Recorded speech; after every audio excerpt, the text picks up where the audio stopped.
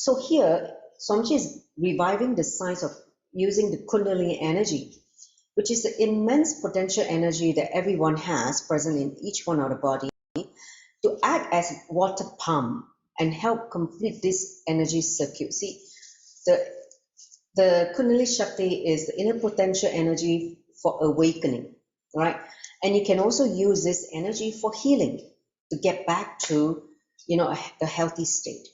So a lot of these kriyas are very powerful technique to awaken the Kundalini Shakti, the inner potential energy.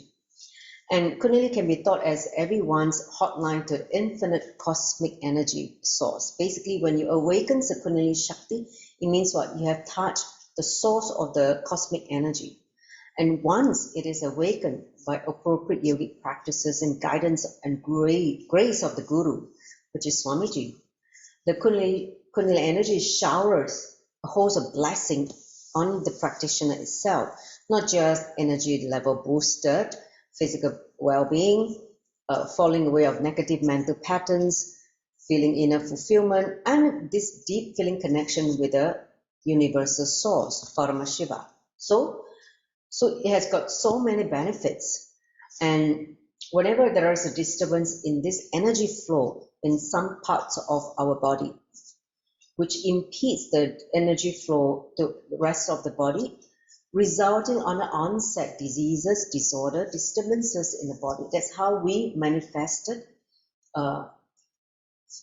physical diseases, chronic diseases, or cancer, anything of those in the physical body, but it all begins first in the disturbances of the energy flow, which comes from your mental layer, okay?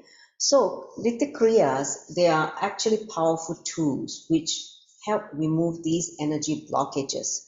See, when you live a lifestyle that is not aligned to the truth, or the natural way of how the body wants to exist, like you're dumping a lot of toxic in the body through the unhealthy lifestyle, be very clear, it naturally is going to create energy blocks, right?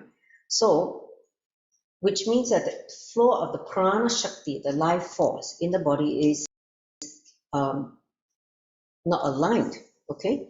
So with these kriyas, it helps to remove these blockages and also realign the whole body back to its original state, to allow the Kundalini energy to flow freely again as before. So that is essentially the science of Nithya Kriyas, which is awakening the Kundalini Shakti. Next slide. So understand that if you allow your body to do what you're supposed to do, then you're considered healthy. See, this is Swamiji's one definition of health, right? That means what? You can do whatever you want. That means you're healthy to do whatever you want.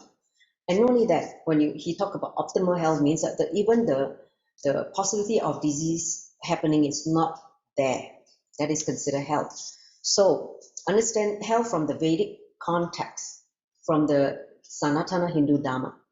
Okay, it is all about aligning your body to your purpose. That is health, right? We all want to be healthy. Nobody wants to be sick.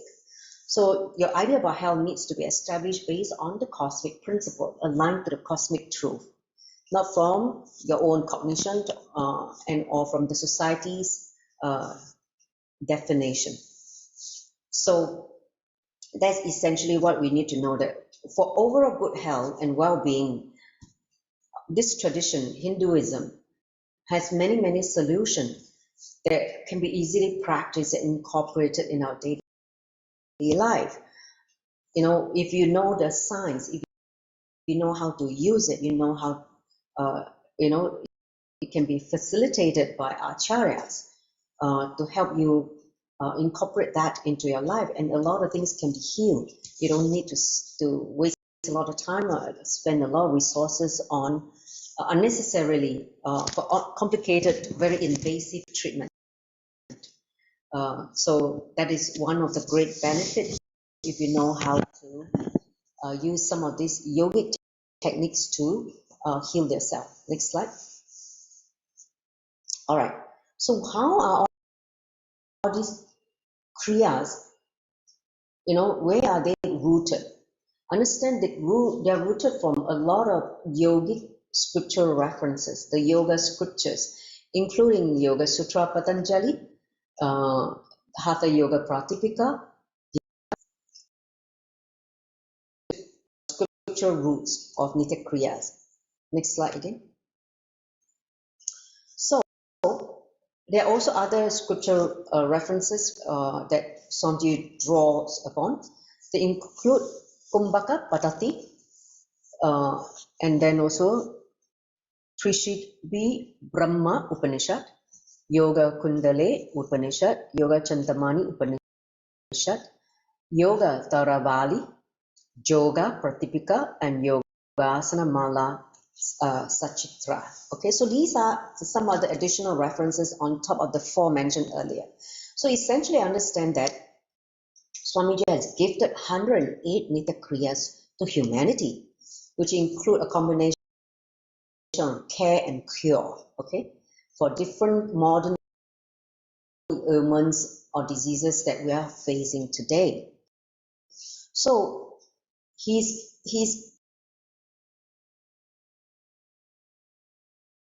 giving this as a solution, and a lot of these self-administered healing techniques can be used to so this what I call it, the gift from the superconsciousness, which is established from the enlightened consciousness, where Swamiji is radiating continuously. So with that context, let us for sharing this sacred knowledge to humanity.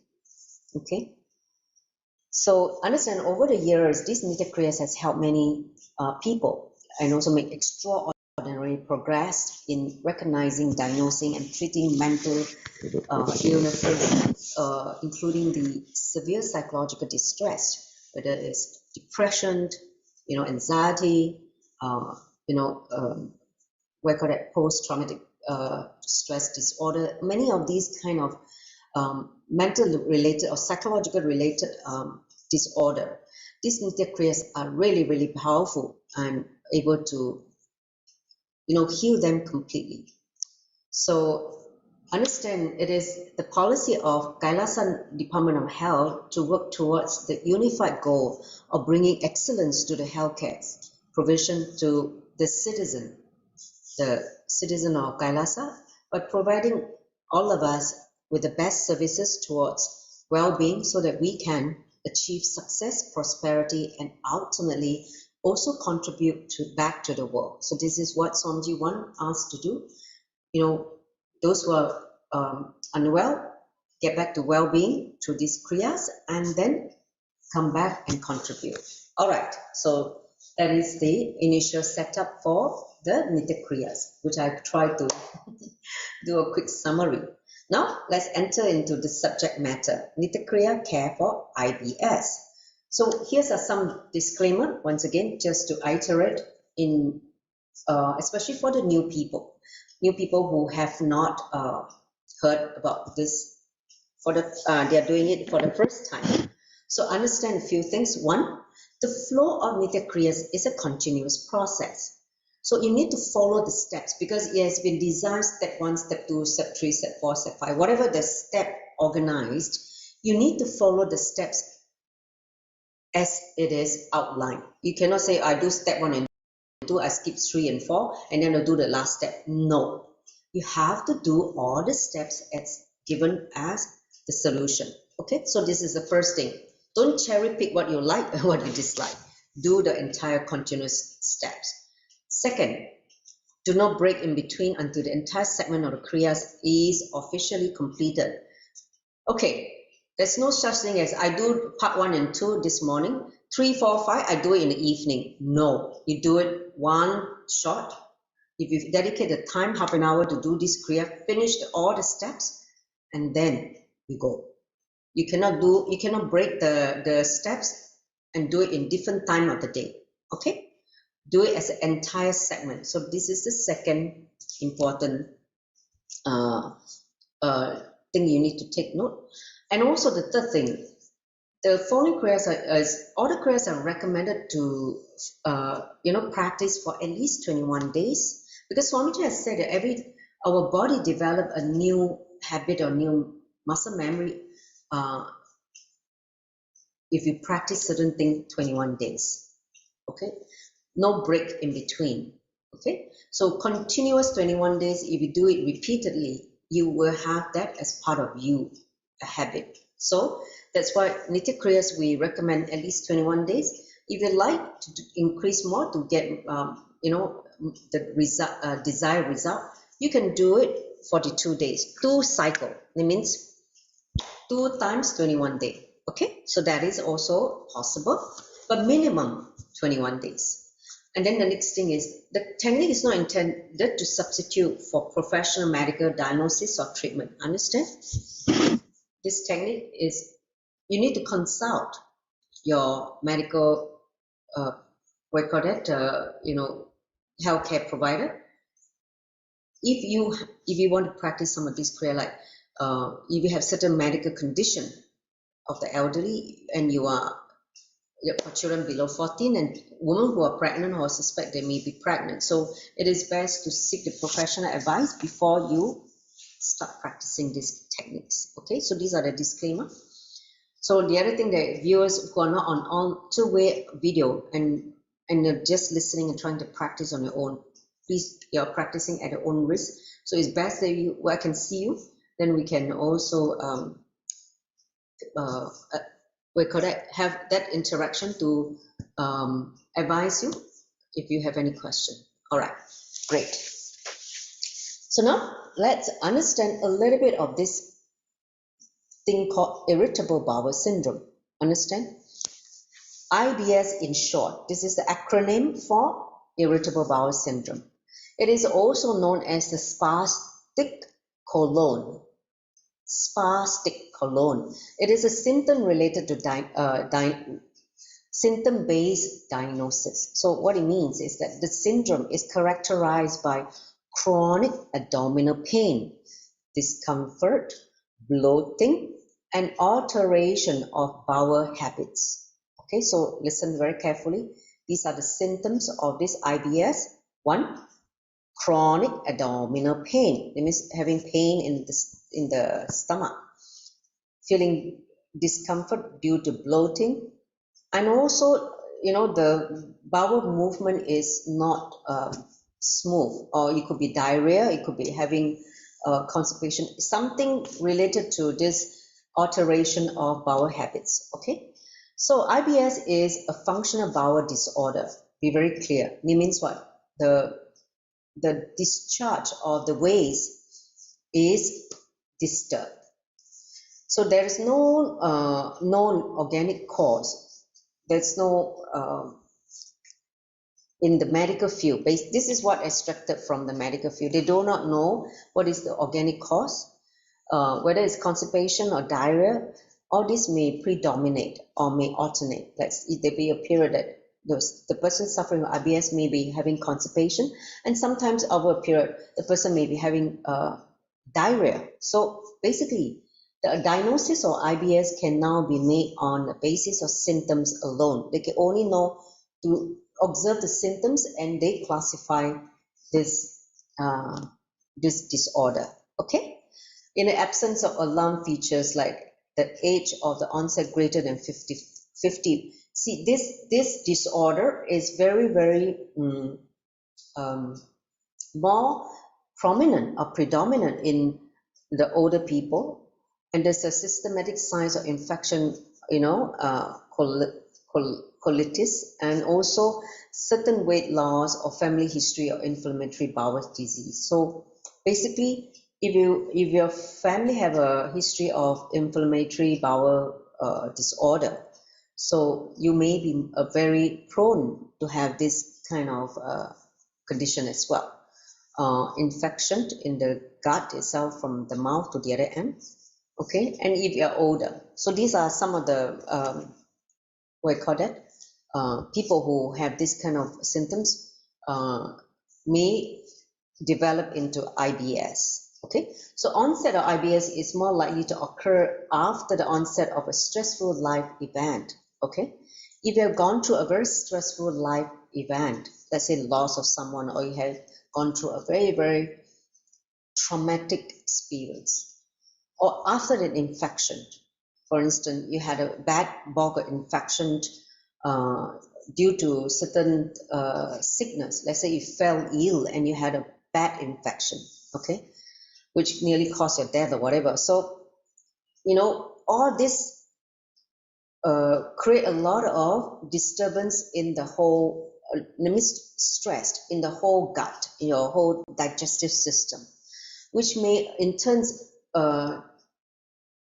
create problem in the digestion. Okay, so there is no cure for IBS. There are treatments that attempt to relieve the symptoms, like medication, dietary adjustment, psychological intervention. So this is what the medical is saying. Okay, so next slide.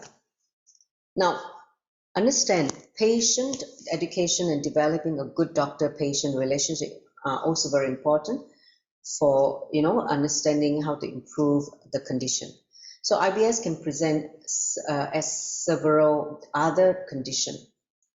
They include inflammatory bowel diseases, okay, celiac disease, fructose malabsorption, malinfection, parasitic infection, okay, bowel acid absorption, malabsorption, functional chronic constipation, and chronic functional abdominal pain. So these are all related to the digestive system, okay?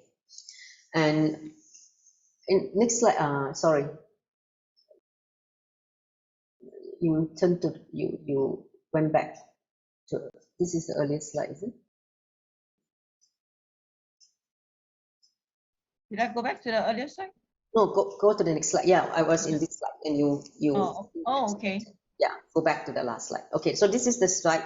All right, so I'm just saying that, so routine clinical tests yield no abnormalities in IBS, although bowel may be more sensitive to certain stimuli, such as, they call the balloon insufflation testing. So I need, these are all medical terms, okay? So the exact cause of IBS is unknown as of now to the medical field. The modern doctors or modern medicine do not have the exact cause of IBS, although there may be abnormalities in the gut flora and the immune system.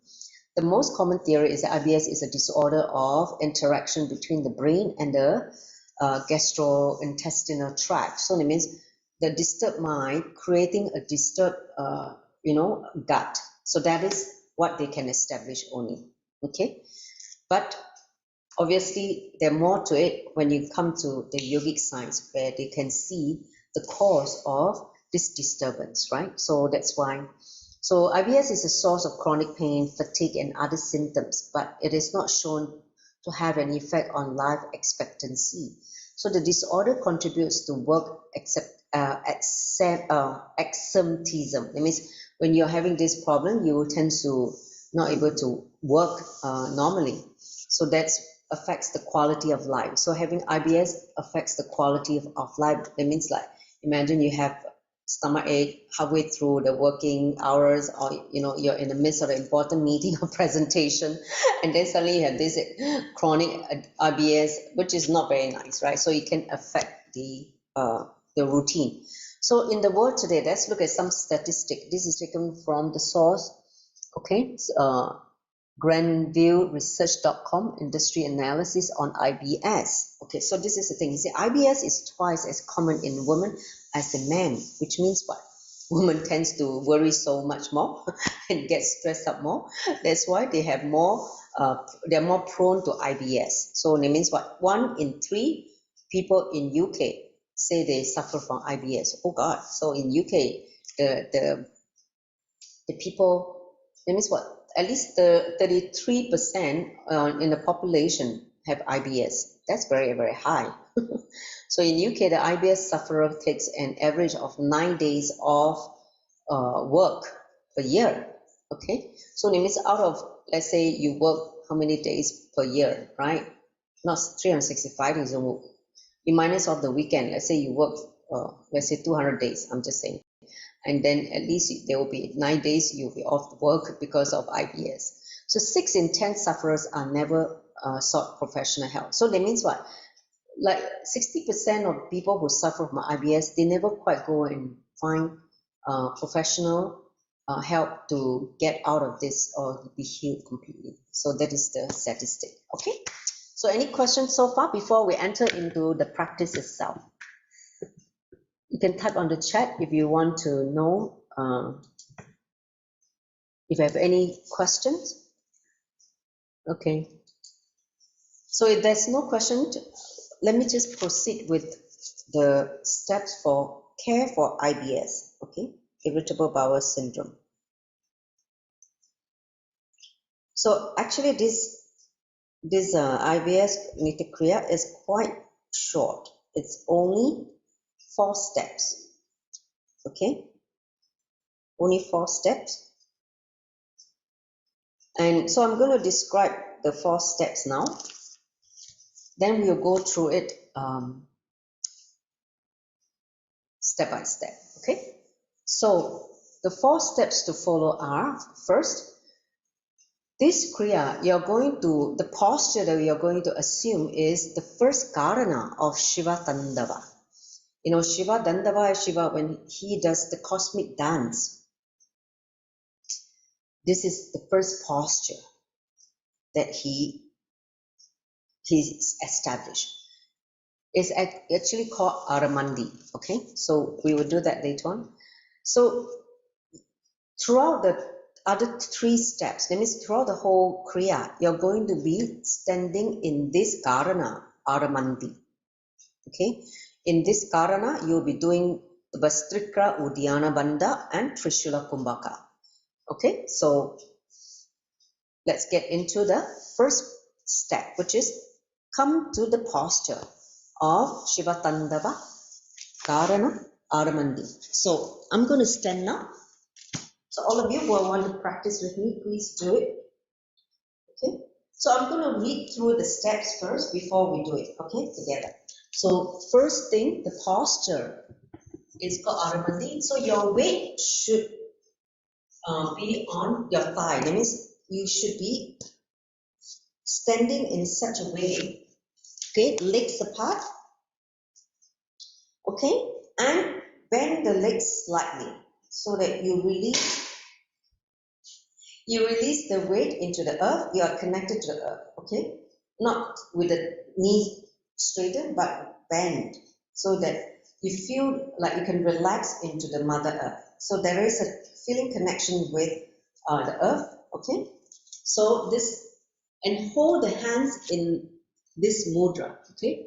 So the top right hand is below the palm, so it's like this. So right palm on top of the left palm, and you're supposed to bend and put it in front of your Anaragandha, so which is near the solar plexus area. So Anaragandha is between heart chakra and the navel chakra. Okay, so this is a spot where all the 7 chakra merges into that one spot. Is called Anandagandha. Okay, so this is the posture. So now let's stay here first for like a few 30 seconds just to get comfortable. Okay, so you're going to breathe and exhale. As you exhale, bend slightly, and you again inhale, breathe. Feel the elongation of the spine and exhale. So just breathe. Give yourself about 30 seconds to get used to this posture, this Karana, Aramandi, okay, with a palm in front of your Anandagandha.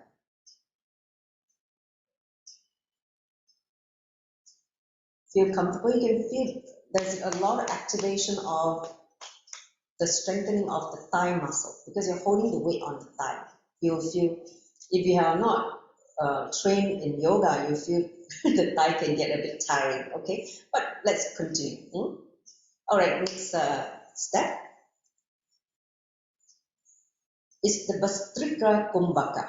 Next, so let me just describe the instruction, then we do it. Okay, so listen. You're going to rapidly inhale and exhale like the bellow of the blacksmith. Okay, as you breathe in and out till you become tired, fatigued. Okay, and then so you're going to breathe after you have done this first part of this second step. Then you're going to inhale through the right nostril, then press the chin down, lock the Jarata Bandha, okay?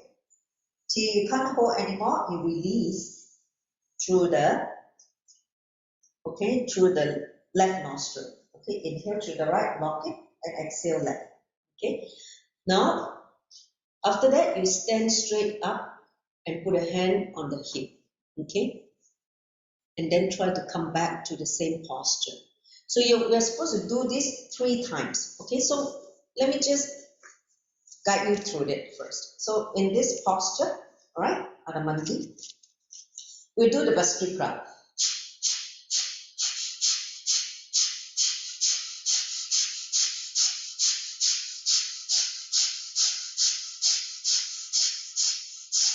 Okay, so now I feel that I'm fatigued now after so many pump. So now after that, I'm going to inhale through the right nostril, hold and lock the chin as long as I can, judicially, comfortably. Then when I come, I exhale through the left nostril. Then after that, I stand straight, okay, and put the hands on the hip. The hands on the hip, okay. And now, come back to the same posture, okay. So this is 1 round. We're going to do 2 more rounds because he said practice this step 2 3 times, okay. So let's do it now.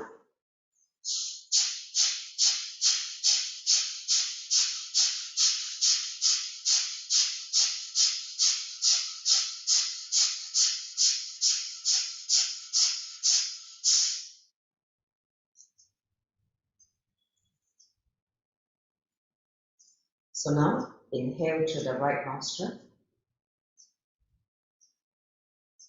hold and lock the chin down, lock the throat,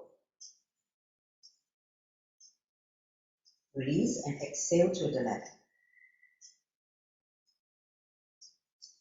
Then put the hands on the hip,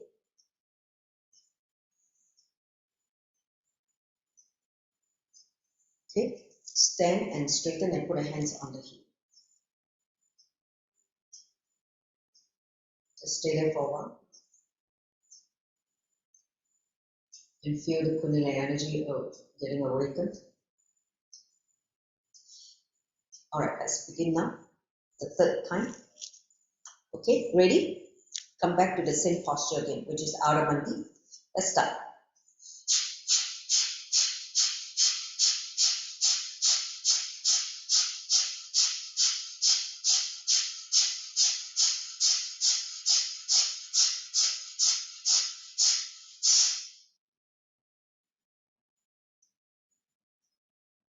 Alright, inhale through the right nostril. Hold and lock the chin.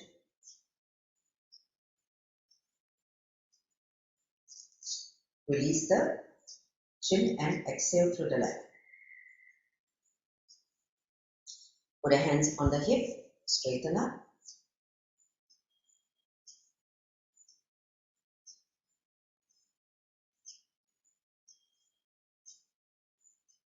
Just breathe normally for a while.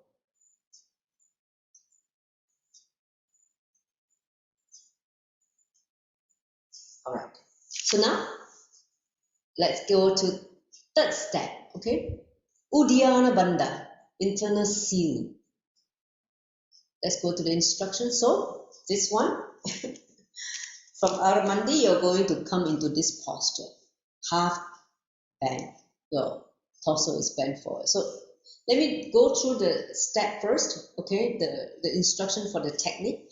Then we do it together. You need to understand first. Sorry, this is taken from the Shastra Pramana. I forgot to. Is Yoga Shipto Upanishad 106 to 109. Okay, so now let me just read the Akashic reading. It says, Uddiyana Bandha should be performed at the close of the Kumbhaka and before the Vikaka, the expulsion of the vital air, which is exhalation, for the reason that by such bandha, the prana, vital air, would spring out in the Sushumna. The central nadi is the Sushumna. That is said to be what is called Uddiyana by the yogis, right? So Uddiyana is always communicated by the Guru in the natural cause. The practitioner, the yoga practitioner, should practice it without sloth, it means without laziness, whereupon even an old man would turn young. So when you do the Uddiyana Bandha, you NTH, he said turn young. He should with effort make constriction above and below the navel, and should be practiced it for 6 months. He will variably conquer death. There is no doubt about it. So this is the Shastra Pramana for the third step. Sorry, Parameshwari, can you go to the second step? I want to read the Shastra Pramana. I missed it, sorry. I missed the Shastra Pramana. Okay, so let me just read the Shastra Pramana for the Sprika Kumbhaka. It's taken based after Pramana. It's from Kumbhaka Paradi, verse 164 and 165. It says, one should exhale and inhale like the barrel of the blacksmith until fatigue sets in. Then he should repeat rapidly. Exhale through the right nostril. Inhale through the right nostril and exhale through the left. After holding the breath, performing Jaranta Bandha. This is Vasrika Kumbhaka. Okay, so I just wanted to retry. Okay, come, let's go back to step 3. This is the thing. So you're supposed to stand for Aramandi, but with the torso now bent forward. Okay. So he said, bend the knees slightly and rest your palm above the knee with the thumbs facing inwards and the other 4 fingers outwards. So it's like this. My other 4 fingers is outside and the thumb is inside downwards. Okay. So this is the posture. Assume. And keep the spine straight. Don't round the back or slouch, just keep the spine straight in its natural curves. So the head should be up and eyes open. Okay, head should be up and eyes open. Okay, take a deep breath and exhale completely.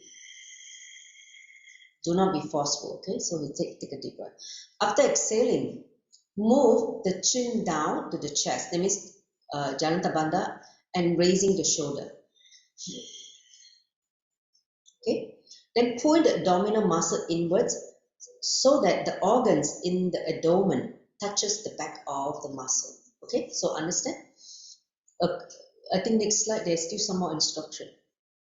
Okay, so you're supposed to hold as long as you can till you can't hold anymore. Okay, till you can't hold anymore before inhaling. Relax the stomach, abdomen, and raise the head and stand straight. Okay, so this is what you do. Okay, then inhale through the nostril slowly. After you stand straight, you're supposed to inhale through the nostril slowly before repeating another round. So you breathe normally for about a minute or 2. Then he says, initially start this whole step, this Uddiyana Bandha, 3 times minimum. Then gradually increase to 10 times. Okay, so today we'll do 3 times. We will not do 10 because some of you may not be able to take it. It's quite intense yogic practice. So I will do 3 times with all of you first. And once you finish, you can be seated in the 4th step. Okay, so let me just go through it step by step with all of you. This step 3 has a lot of instructions, so you need to listen very carefully. So come into this posture. Okay, so all outer 4 fingers facing out, and the thumb is facing downwards. Okay, inwards down. Okay, now keep the spine straight. Okay, with the head up. Don't look down. Head up, so that your neck is its natural curve. Eyes open. Now take a deep breath in Then exhale completely. After exhalation, tuck the chin down and suck the whole abdominal muscle in the organ, tuck against the spine.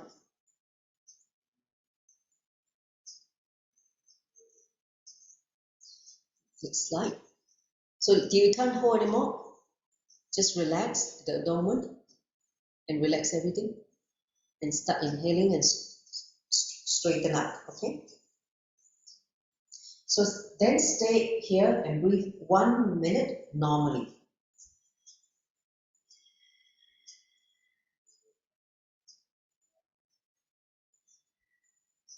So just stay and breathe slowly for 1 minute, normal breathing. Because the whole Uddiyana Bandha is quite intense, so just stay there for 1 minute.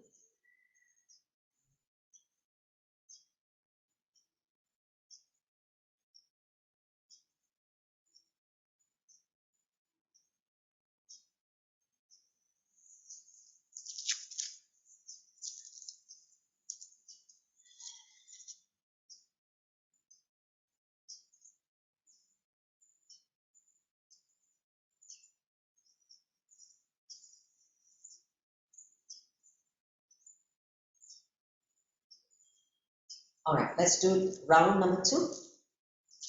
Come back down again in this posture. Okay, look forward with the eyes open. Now take a deep breath and exhale completely. After exhalation, tuck the chin down and draw the abdominal muscle inward. Hold.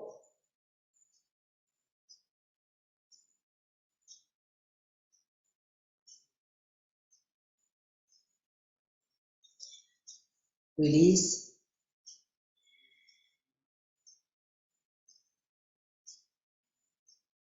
Then straighten up. And again, stand for 1 minute and breathe just normally.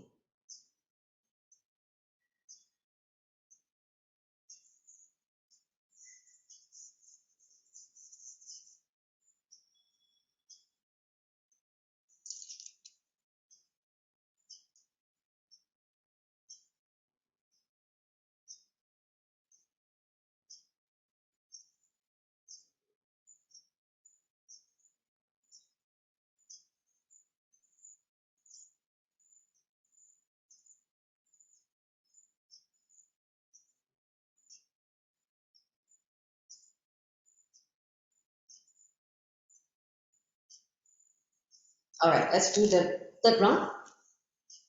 Okay, go back. Again, let's inhale very slowly and exhale completely. Tuck the chin and activate the Uddiyana Bandha. Jalanta Bandha and Uddiyana Bandha both are activated. Stay. Hold the posture.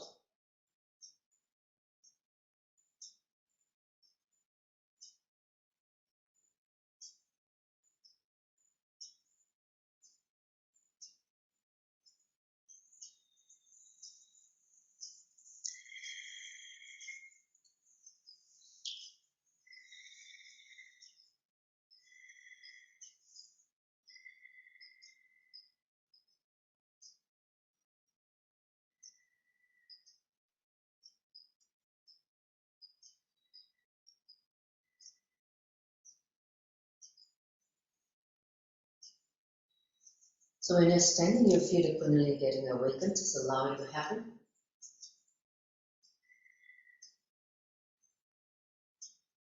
When you're standing for that 1 minute, just breathe normally.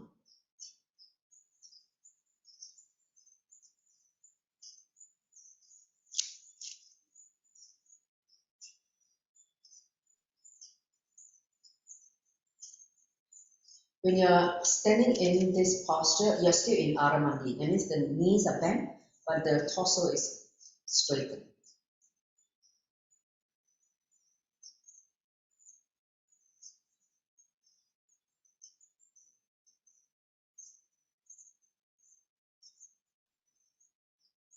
All right. Now we go to the step number 4. We'll sit on the floor now. The last step is Trishula Kumbhaka. This is something we've done before in previous some other kriyas, but let me describe the after pramana, the source of where this knowledge comes from. It's called Kumbhaka Patati, verse 193. In our Akashic reading, it says one should always inhale through both nostril and the mouth simultaneously and hold the breath before exhalation. This is called Trishula Kumbhaka by Shiva, which removes all the three folds of suffering. Okay, so let me go through the technique itself. So you can sit in Padmasana if you can, which is what I'm doing now. And in a seated position, inhale through the nostril and the mouth simultaneously. Then hold the breath judicially. Till you can't hold anymore, exhale only through the nostril and relax. So we'll do this 7 minutes. So I'm going to put on a timer now. Okay, I'm going to put a clock timer for all of us to practice. So you ready? Let me just repeat one more time the instruction. Come seated in any comfortable meditative posture. You're going to inhale through the three holes, the nostrils and the mouth together, like this.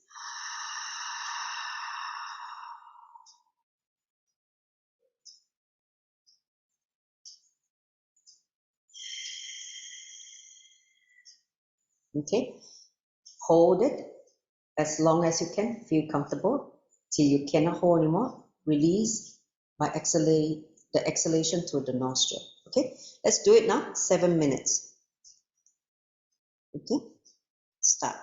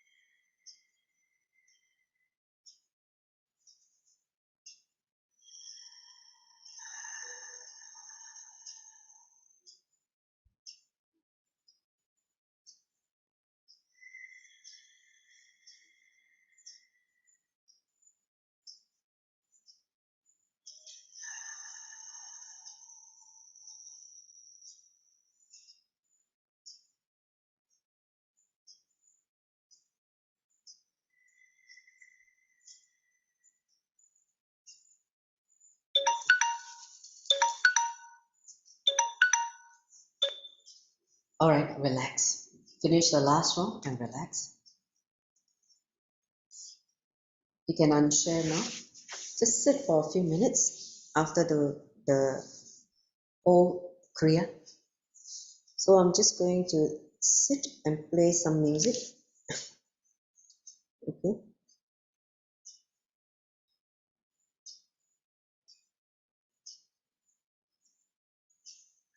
So you just basically sit and enjoy the music for a few minutes. Okay.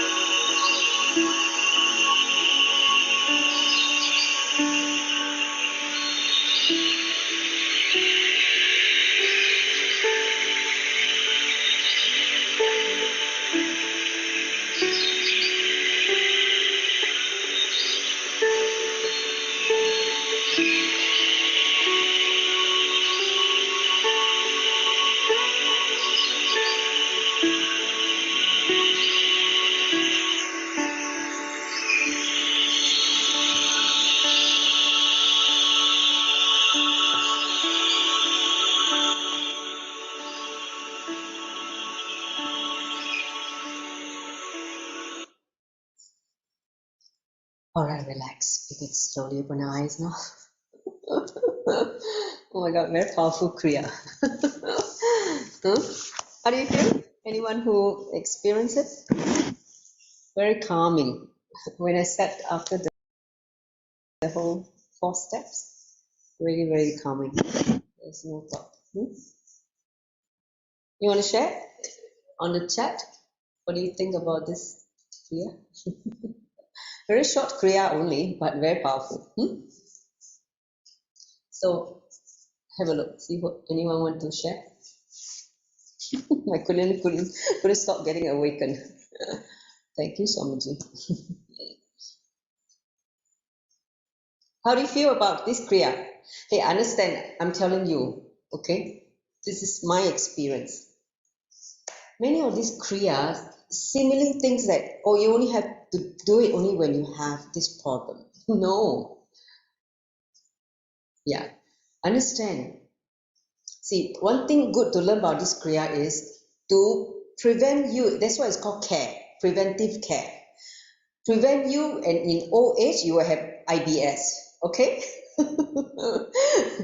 It's a preventive Kriya, okay? So now, the next thing is, if you have old folks, people at home who have this IBS, right? When you're old, you tend to have digestive problem, right? Either too much bloatedness or diarrhea, all this kind of thing. This is one Kriya we can teach them, okay? So knowing this Kriya to teach them is a good thing, okay? That you can enrich your family. Now, the next thing I also find, see, I realized that when I, for the last, I would say, maybe more than 6 months now, I started in September. More than 6 months, I've been working on different Kriyas, right? And I started to become aware, like certain breathing technique like works on different organs, okay?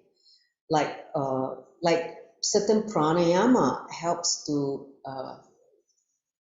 work on certain organ, okay? Like in this case, or the whatever that is prescribed here, like the Uddiyana Bandha and the Jaranta Bandha, they work on very much on the gut, the digestive tract, okay?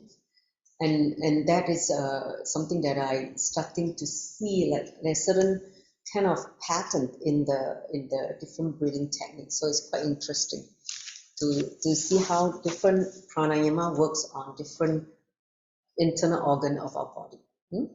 So that's, of course, I'm continue trying to explore more and see what comes out. But I'm seeing like there are certain like from the scriptures, when they describe, it gives me some kind of understanding, about that breathing technique. Okay, so Jara Shadika says that the eyes cleanses thoroughly, like being washed. Yeah. Okay. You got tears in your eyes? Huh? Is it? Yeah, tears? Okay. What about Rosita? What's your experience?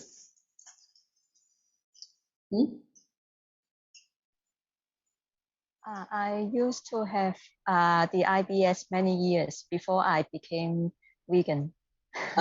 Okay. So that's why, do this. And how was it when you practice this Kriya? Yeah, the step 3 and step 4 are very powerful. I can feel some funny feelings in the stomach. Yeah, that's a lot happening in the gut, right? Yes. Okay. So, you can continue to practice for 21 days and see what it does for you, because, when you had IBS in the past, this is a time to use the Kundalini Shakti to completely wipe out the muscle memory. See, when you have certain disorder, it's recorded in your muscle memory, okay? So maybe sometimes you go through certain stressful moment in your life, again, you may trigger the same disorder.